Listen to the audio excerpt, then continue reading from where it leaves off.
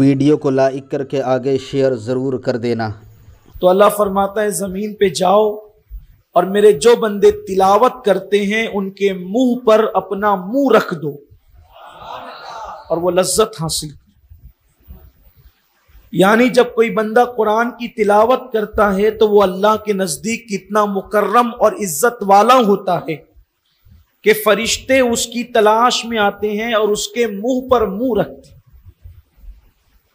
اور یہ بات تجربات سے بھی شاہد ہے کہ جہاں قرآن کی تلاوت ہوتی ہے وہاں فرشتوں کا نزول ہوتا ہے۔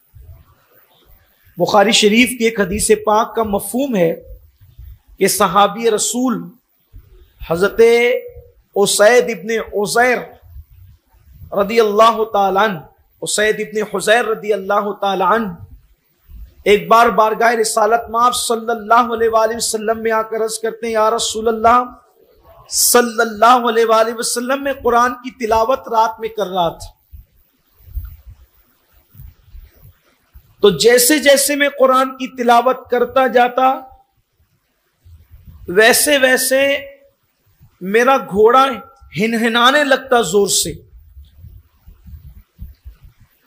اصل میں الگ الگ جانور کی آواز نکالنے کو الگ الگ نام دیا گیا ہے۔ کتا آواز نکالتے تو اس کو کہتے ہیں کہ بھونک رہا ہے، اسی طریقے سے جو ہے وہ مرغ آواز نکالتے تو اس کو کہتے ہیں کہ بانگ دے رہا ہے۔ تو ایسی جب گھوڑا ایک مخصوص آواز نکالتے تو اس کو ہنہنانا کہتے۔ تو اس کی یا رسول اللہ میں قرآن کی تلاوت کر رہا تھا تو میرا گھوڑا اچھلنے لگا اور وہ ہنہنانے لگا، تو میں نے اس خوف سے کہ میرا بچہ اس کے قریب ہی تھا، رات کا وقت تھا اور بچہ میرا قریب ہی سویا ہوا تھا، تو میں نے تلاوت کو روک دی تو اس نے ہنہنانا بند کر دیا۔ پھر میں نے تلاوت شروع کی، اس نے پھر ہنہنانا شروع کیا، ایسے ہی ہوا۔ فرماتے جب میں نے تلاوت بند کی تو میں نے کیا دیکھا کہ ایک تخت ہے اور اس میں کچھ کندیلیں ہیں اور وہ واپس جا رہی۔ جب میں تلاوت کر رہا تھا تو وہ نیچے کی طرف آ رہی تھی اور جب میں نے تلاوت کو روک دیا تو وہ اوپر کی طرف جانے لگی۔ اللہ کے رسول سے اس کی کہ یا رسول اللہ کیا ماجرا ہے؟ سرکار فرماتے ہیں کہ وہ جو تخت نیچے آ رہا تھا، وہ جو کندیلیں، نور کی کندیلیں، وہ فرشتے تھے، فرشتوں کا نزول ہو رہا تھا اور وہ تیری تلاوت کو سننے کے لیے اتر رہے تھے۔ اگر تو تلاوت کو جاری رکھتا تو اس وقت اپنی ماتے کی آنکھوں سے تو فرشتوں کو دیکھ لیتا۔ لوگ فرشتوں کو دیکھتے اگر وہ تو تلاوت جاری رکھتا، یعنی فرشتوں کا، ملائکہ کا نزول ہوتا ہے قرآن مقدس کی تلاوت میں۔ حضرت شیخ فضل رحمان گنج مراد آبادی رحمت اللہ علیہ، شیخ فضل رحمان گنج مراد آبادی، یہ ہماری جماعت کے بہت بڑے بزرگ ہیں۔ ارشاد فرماتے تھے کہ قرآن پڑھنے میں جو لطف مجھے آتا ہے، اگر یہ لطف میں کسی پہ ڈال دوں تو لوگ کپڑے پھاڑ ڈالیں اور جنگلوں میں دوڑتے پھریں۔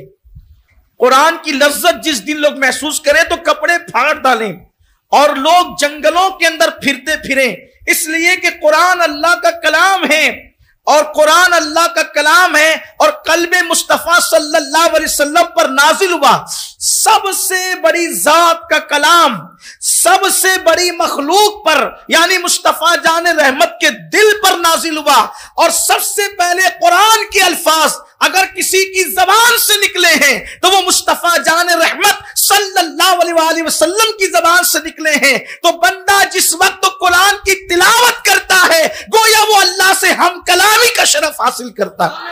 قرآن کی تلاوت کرنے والا خدا سے ہم کلام ہوتا ہے، اللہ سے ہم کلامی کا شرف حاصل کرتا ہے۔ اسی لیے مولا مشکل کشا فرماتے ہیں جب میں چاہتا ہوں کہ خدا سے کلام کروں تو میں قرآن کی تلاوت کرتا ہوں، اور جب چاہتا ہوں کہ خدا مجھ سے کلام کرے تو میں نماز پڑھنا شروع کر دیتا ہوں۔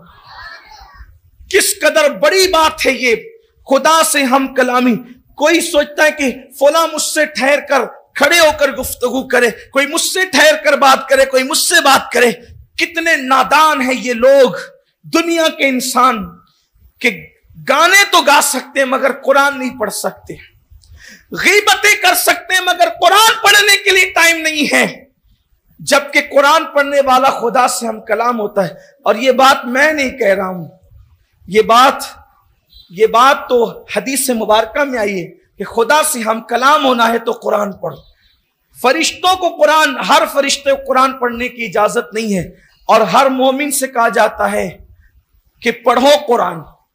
اور پھر کیا کہا جاتا ہے محبوب کے ذریعے سے، ورتل القرآن ترتیلا، یہ قرآن کو ٹھہر ٹھہر کر پڑھو، اطمینان سے پڑھو. اور پھر کہا گیا کہ قرآن پڑھو تو قرآن کے ساتھ رویا بھی کرو. حضرت سیدنا ثابت بنانی رحمت اللہ علیہ نے قرآن پڑھا، اور قرآن پڑھتے پڑھتے آنکھ لگی تو اللہ کے رسول نے فرمایا کہ ثابت، قرآن تو ہے، تلاوت تو ہو گئی، رونا کہاں ہے؟ تلاوت ہو گئی، رونا کہاں ہے؟ اور آج بھی یہ قرآن مقدس کی برکت ہے. جو لوگ اچھا قرآن پڑھتے ہیں حضور اس کو پسند کرتے ہیں. آج بھی اچھا قرآن پڑھنے والے کو حضور پسند کرتے ہیں. غالباً اس واقعے کو شاہ ولی اللہ محدث دہلوی رحمت اللہ علیہ نے لکھا ہے کہ سیدنا شیخ عبدالحق محدث دہلوی بہت اچھا قرآن پڑھتے تھے. شیخ عبدالحق محدث بہت اچھا قرآن پڑھتے تھے، اور آپ اس زمانے میں دلی میں امامت کرتے تھے ایک مسجد کے اندر. رمضان شریف کا مہینہ تھا، سردیوں کے دن تھے، دلی کی کڑاکے کی سردی تھی. ایسے میں مسجد کے مصلی نماز کے لیے تیار تھے. شیخ عبدالحق محدث دہلوی امام ہو تو مقتدی کیسے ہوں گے، آپ سمجھ سکتے ہیں. ایسے میں زور سے کسی نے سلام کیا، مسجد میں قدم رکھا، السلام علیکم.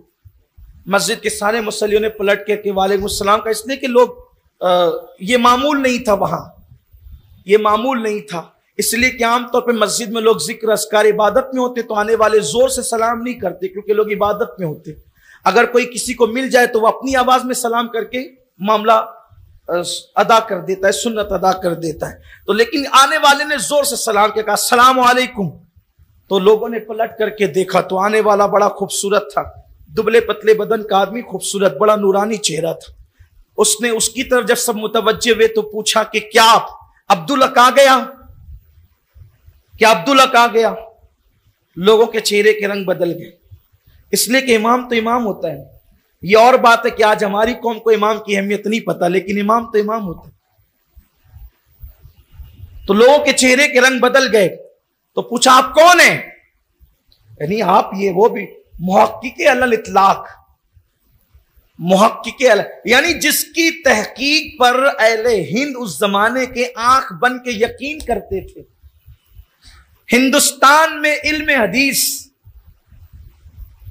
اب قیامت تک جو پڑھتا پڑھایا جاتا رہے گا وہ شیخ عبدالحق محدث دہلوی کی محنتوں کا صدقہ ہے. اتنے بڑے اپنے وقت کے محدث، عاشق مدینہ، محقق علی الاطلاق شیخ عبدالحق محدث دہلوی. ان کو اللہ کے رسول نے پیدا ہندوستانی میں ہوئے ہیں، لیکن پھر مدینہ شریف چلے گئے تھے. حضور نے کہا کہ ہندوستان چلے جاؤ، وہاں بڑے فتنے ہیں، ذرا کام کرو جا کے دین کا.